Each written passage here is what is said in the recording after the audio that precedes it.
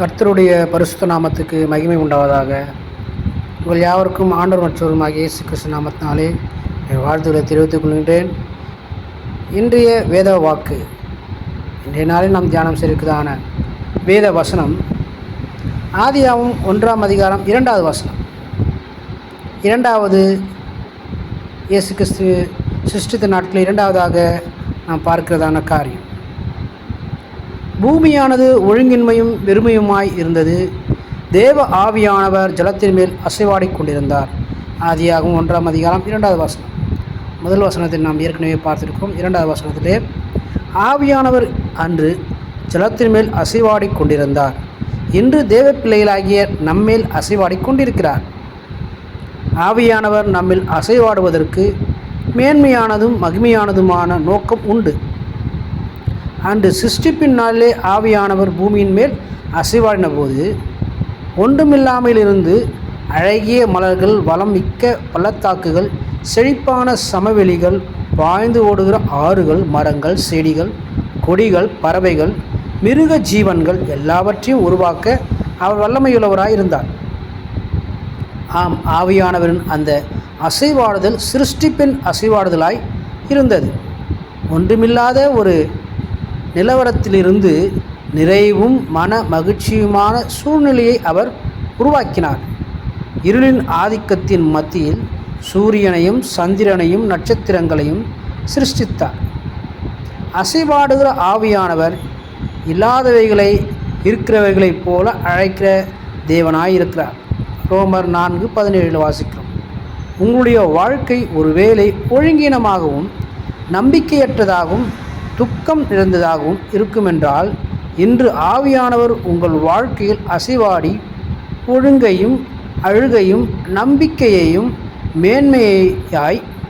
மேன்மையாய் உண்டு பண்ண வல்லமையுள்ளவராய் இருக்கிறார்.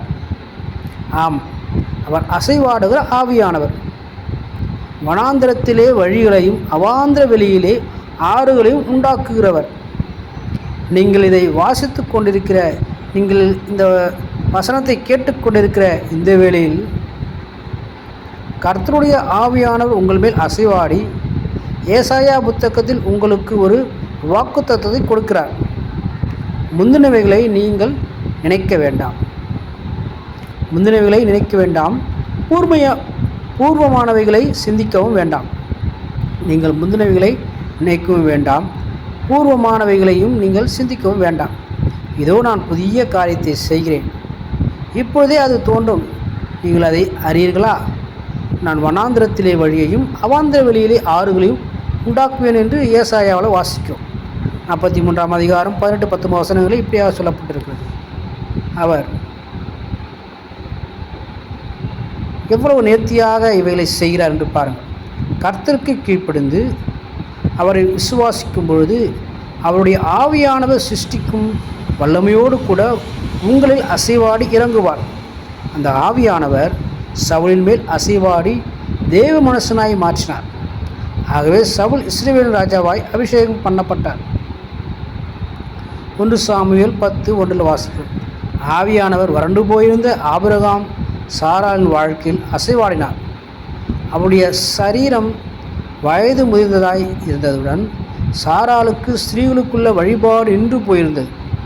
ஆனால் தேவ ஆவியானவர் அசைவாடினபடினாலே அவர்களுக்கு ஈசாக்கு பிறந்தான். மட்டுமல்ல, வானத்தின் நட்சத்திரங்களைப் போல இன்றைக்கும் ஆபிரகாமின் சந்ததி உலகம் எல்லாம் பறந்து விரிந்திருக்கிறது. தேவ பிள்ளைகளே, அசைவாடும் ஆவியானவர் உங்களிடத்தில் வல்லமையாய் கிரியை செய்து குமாரனுடைய சாயலுக்கு ஒப்பாக உங்களை மறுவப்படுத்துவார். 2 கொரிந்தியர் 3:18 வாசிக்கிறோம். கரைதிரையற்ற மணவாட்டியாய் பூர்ணப்படுத்துவார். நினைவில் நாம் ஒவ்வொரு நாளும் கொள்ள வேண்டியவைகள், நம்முடைய நினைவிலே இவைகளை மறவாமல் நினைவுபடுத்திக் கொள்ள வேண்டியவைகள்.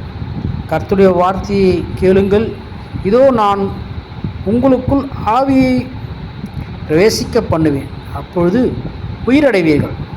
ஏசாயா 37:4-5 வசனங்கள் வாசிக்கிறோம்.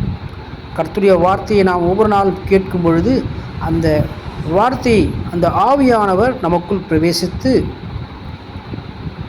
எப்பொழுதுமே நாம் உயிரடையும்படிக்காக, நாம் செய்கிற காரியங்களிலே ஜெயமடையும்படிக்காக, ஜீவனடையும்படிக்காக, வெற்றி அடையும்படிக்காக, கிரியை நடப்பிக்கும்படிக்காக அந்த ஆவியானவர் நமக்குள்ளே கிரியை செய்வார். எப்பொழுது வசனங்களை கேட்டு, அந்த வார்த்தைகளை கேட்டு அதன்படி நடக்கும் பொழுது.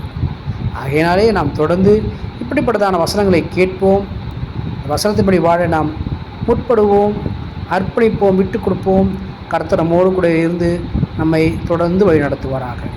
இது போன்ற வார்த்தைகளை, வசனங்களை கேட்க நம்முடைய வேத வாக்கு சேனலை நாம் சப்ஸ்கிரைப் செய்வோம். நமக்கு இருக்கிறதான கருத்துக்களை கமெண்ட் செக்ஷனில் நாம் பதிவிடுவோம். நாம் பெற்றுக்கொண்டதான ஆசீர்வாதத்தை மற்ற நண்பர்களுக்கு நாம் ஷேர் செய்வோம்.